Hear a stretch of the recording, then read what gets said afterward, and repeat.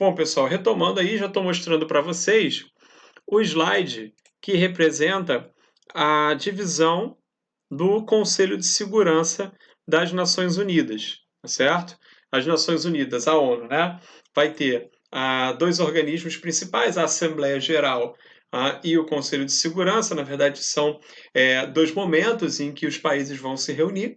Na Assembleia Geral, todos os países filiados à ONU e todos os países chamados observadores também podem participar, tá certo? Vão estar lá, vão fazer discursos, vão fazer propostas, etc.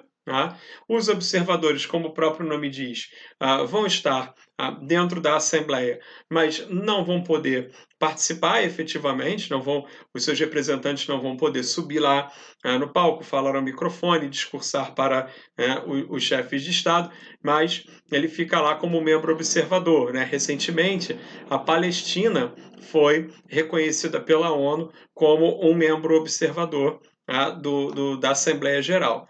E quando as propostas passam pela Assembleia Geral, ela vai passando pelos filtros dos organismos internos ali da ONU, até chegar no Conselho de Segurança, que é quem toma as decisões mais importantes e quem tem a palavra final.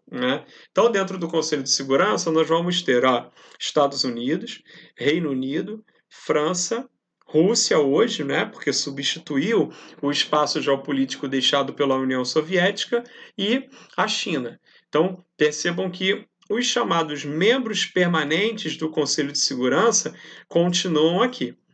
Qual é a vantagem desses caras em serem membros permanentes do Conselho de Segurança? Ora, eles, como o próprio nome diz, são permanentes, não há rotatividade, eles estão sempre lá. E a segunda grande vantagem desses caras é que eles têm poder de veto. Ou seja, qualquer proposta que for apresentada, caso eles não concordem com a proposta, eles podem vetar. E percebam, isso não é uma votação. Se qualquer um dos cinco decidir vetar a proposta, ela é vetada e ponto final. Ok? Isso não é uma coisa muito comum de acontecer, mas os países têm essa prerrogativa. Eles têm esse poder. Fala-se muito hoje de uma reforma no Conselho de Segurança da ONU, uma ampliação do Conselho de Segurança da ONU, porque ele já não representa mais a ordem geopolítica atual. Quando a gente estiver lá na frente falando sobre globalização e tudo, eu vou mostrar para vocês algumas propostas sobre a ampliação do Conselho de Segurança para que ele fique mais alinhado com o cenário do mundo hoje, tá certo? Mas, atualmente ainda, 2020, o cenário é idêntico ao cenário lá da criação mesmo do Conselho de Segurança, com apenas esses 5 membros permanentes. Os outros são membros rotativos, distribuídos aí pelas diferentes regiões do mundo. Esses critérios de rotatividade foram definidos aqui, na reunião que houve em 1963, onde ficou justamente definido entre os participantes, entre os países, um padrão de rotação, tá certo? Em que os países teriam mandatos bienais. Então, assim, a configuração atual da ONU tem os membros permanentes, mais África do Sul, Alemanha, Bélgica, Indonésia, República Dominicana, Polônia, Costa do Marfim, Peru, Guiné Equatorial e o Kuwait, certo? Esses são os países que formam hoje o Conselho de Segurança da ONU, sendo que apenas aqueles 5 que nós mostramos antes, aqui, vou mostrar para vocês mais uma vez, lá na configuração das cadeiras, tá certo? Apenas esses 5 aqui, Estados Unidos, Reino Unido, França, Rússia e China, são membros permanentes, ou seja, não participam daquele modelo de rotatividade e tem o tal do poder de veto. Então dá para perceber que é muito poder nas mãos mesmo de pouquíssimos países dentro dessa estrutura que reproduz exatamente a ordem geopolítica da Segunda Guerra Mundial, do final aí da Segunda Guerra Mundial. Tá certo? Bom, deixa eu organizar aqui os slides para a gente poder voltar. Vou passar um slide à frente daquele que a gente estava vendo lá, do padrão de rotatividade, certo? E vamos passar para o mapa. Aqui, vocês já estão vendo agora aí o mapa, que mostra justamente aí a divisão do mundo do período pós-Segunda Guerra, que vai ficar conhecido como mundo bipolar ou período da Guerra Fria. ok?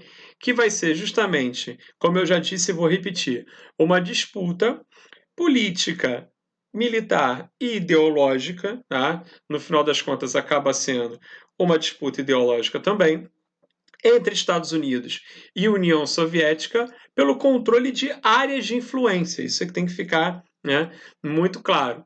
Então, os Estados Unidos vão ter aí a sua área de influência direta aqui na América Latina, à exceção de Cuba. Tá? A União Soviética vai ter uma forte área de influência sobre o leste europeu e sobre o sudeste asiático, né?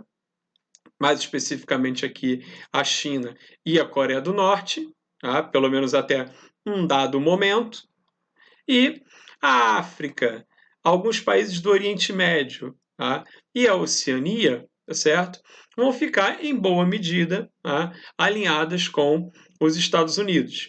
Aqui nessa configuração do mapa, o que vocês estão vendo? Tá? São os países membros da OTAN, Organização do Tratado do Atlântico Norte, né, que é justamente a organização militar que vai representar o chamado bloco capitalista, que vai ser a área de influência dos Estados Unidos. Tá? E do outro lado vai haver uma instituição equivalente, que é o Pacto de Varsóvia, que vai reunir justamente, né, os países alinhados com a União Soviética, né, e com a ideologia do socialismo. Tá certo? Na verdade, pessoal, vejam bem, é uma coisa que eu gosto sempre de esclarecer quando a gente está falando sobre isso. Tá? O socialismo não surge, né, no final do século XIX, né, meados do século XIX, idealizado por Karl Marx e Friedrich Engels, como uma doutrina que vem rivalizar com o capitalismo. Na verdade, né, a ideia é tentar mostrar que o capitalismo tem problemas que podem ser evitados com a adoção de outras práticas, certo? Marx vai ser um teórico do capitalismo, ele vai destrinchar como poucos, talvez como ninguém, as principais questões envolvendo o capitalismo e vai dizer basicamente, olha, se nós seguirmos por esse caminho, vai haver graves problemas. Se nós seguirmos por esse aqui, talvez a gente não tenha os problemas que o capitalismo vai nos proporcionar.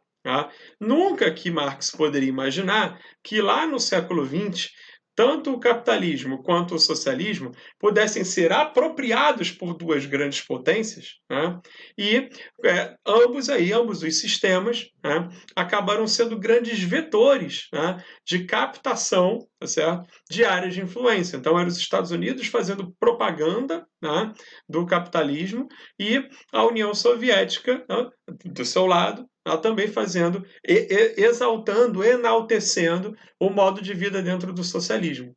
Tudo bem?